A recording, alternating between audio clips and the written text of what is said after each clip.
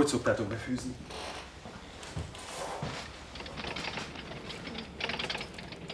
Hát a végén bele kell dugni. Így befűzzük. Lukács, kérlek, kapcsold be. Be tudod kapcsolni? Ez a piros gomb. Aha. Ez az. Remek. Kezdhetjük? Igen. Szuper. A só.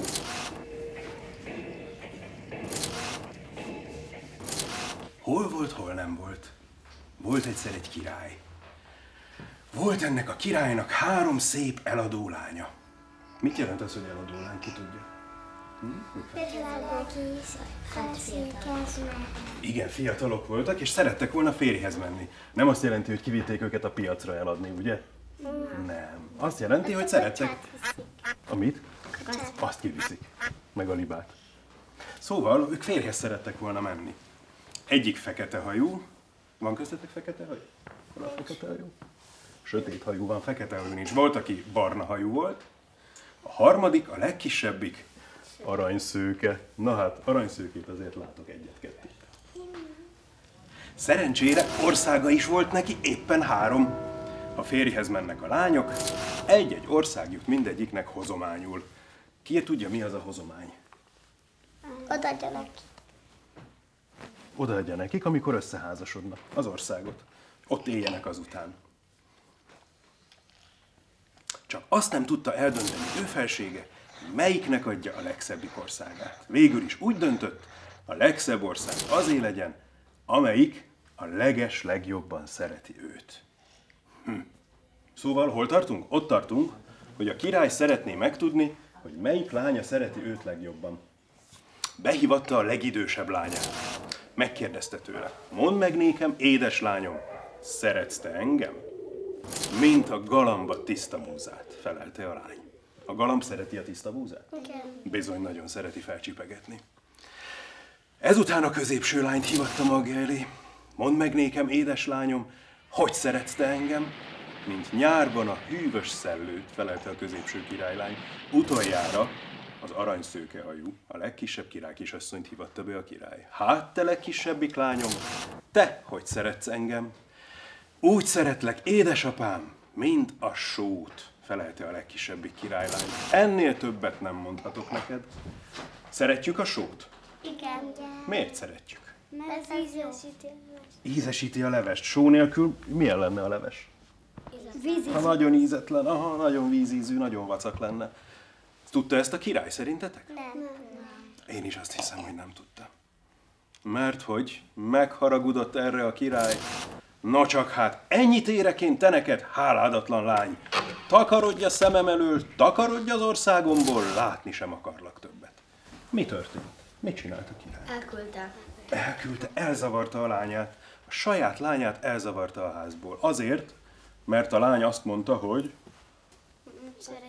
úgy szeretlek, mint a sót. Nem volt egy nagyon okos király, nem? Nem volt túl okos. Sírt vígt a kis királylány, hogy nem akarta ő uraatyját megbántani, de az csak dúlt, fúlt, hajtotta a magáét, oda se hallgatott a szegény lányra. A vége csak az lett, hogy kénytelen volt elbújdosni, világgá menni. Nézzétek, a király oda se néz a lányra, úgy zavarja el. Mars innen ki a házból. Ment a királylány, amerre a lába vitte.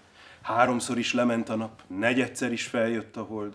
Utoljára elérkezett egy nagy sűrű erdő. A sűrű erdő megsajnálta a szegény bújdosót, befogadta őt, ételt, italt adott neki. Mit gondoltok, egy erdő milyen ételt meg italt tud adni embernek?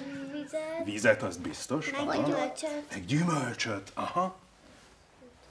Vizet valószínűleg talált egy forrásban, ahol csobogott a víz, meg gyümölcsöt adtak a bokrok meg a fák. Így aztán nem volt se éhes, se szomjas. Történt egyszer, hogy arra vetődött egy királyfi. Ott űzte a vadat a sűrű erdőben, és meglátta a király kisasszonyt. Az is meglátta a vadászó királyfit, ilyettében elbújt egy odvas farejtekébe. Ez a lány, ez szerintetek tudott ott az erdőben fésülködni, meg mosakodni? Nem nagyon, szerintem kócos volt, torzomborz, azért sem nagyon akarta, hogy a királyfi szeme elé kerüljön. De mosakodni? Mosakodni tudott? Hát ha inni tudott a patakból, vagy a forrásból, akkor mosakodni is tudott. De a királyfi mégiscsak rátalált. Hívogatta szép szóval, majd meg is fenyegette, jaj lesz neki, ha elő nem búvik. Na szegény királylány, mit tehetett mást? A végén csak előjött a bujdosó királykisasszony. Félt, remegett szegény, szégyelte is magát rongyos gúnyájában. Könnye hullott, mint a záporeső. Alig tudta elmondani, hogyan került ide ebbe a rengeteg erdőbe. Megtetszett a királyfinak a síró királylány.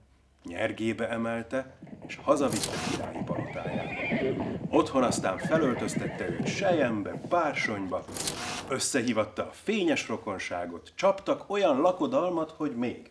A lakodalom az mit jelent? Eskü. Aha. Össze is házasodtak rögtön, ezek szerint nagyon megtetszett a királyfinak a királylány, a királylánynak is nagyon megtetszett a királyfi, és úgy döntöttek, hogy összeházasodnak. Ez csak mese. Bizony, de jó mese. Telt múlt az idő szerelemben, boldogságban, míg egy este beszélgetés közben megkérdezte a király az ifjú királynétól. Édesem, kedvesem, szépséges hitvesem, mondd el nékem szépen, miért is kergetett el az a gonosz apád? A királyné könnyek között mesélte el, ahogy történt szép sorjában. Mit mesélt a királylány a királyfinak szerintetek? Az, hogy elkerget. Mert azt mondta, hogy úgy szereti, mint a só. Pontosan. Azt mondta neki, hogy úgy szeretlek, mint a sót. És erre megdühödött a király, és elkergette. Ám a király jót nevetett mindezekre. Papírost hozatott, tintát, meg lúttollat. Lúttollat miért hozatott szerinted? Azzal írt.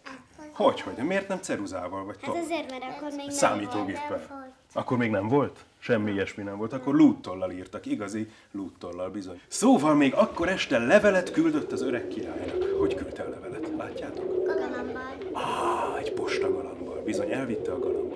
És meghívta őt vasárnapra vendégségbe. Gurul papa. Gurul papa. Mi gurul? Gurul? Ő is nézze a mesét? Ide ültetjük, jó? Vagy szeretnéd fogni inkább?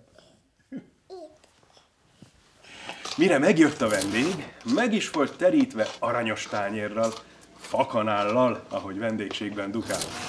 Megették a levest, hozták a pecsenyét. Mi az a pecsenye? Hús. Aha, valamilyen hús. Mártás.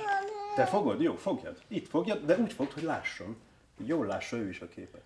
Ez az. Na, ez itt nagyon jó. Így ő is látja. Szóval hozták a pecsenyét, mártást vagy 6 félét. De a vendég evett is, meg nem is. Ez mit jelent, hogy evett is, meg nem is?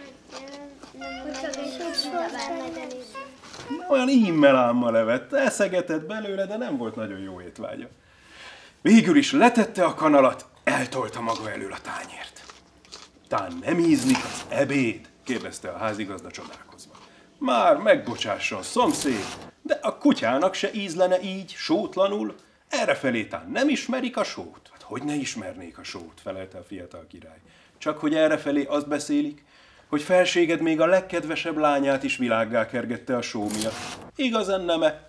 Felséged azt jobban tudja. Tudom, hogy ne tudnám, motyogta a vendég, és nagy kövér könnyeket hullatott a sótalan mártásba. Szerintem most már azért valamit sejt, nem? Csak még egyszer megláthatnám az én okos lányomat, bizony neki ajándékoznám a legszebbik országomat. Ezen könnyen segíthetünk, pattant fel az asztaltól a fiatal király, és kézenfogva bevezette feleségét, a legkisebbik királykisasszonyt. Ez volt ám a meglepedés. Volt pityergés, volt nevetés, mégis inkább csak nevettek, ujkasültet eszegettek, aranytálból, fakanállal, borssal, paprikával és... Sóval, az biztos. Mind elfogyott a jó falat, a kutyáknak alig maradt. Itt a vége, fuss el véle. Meséljünk-e még egyet?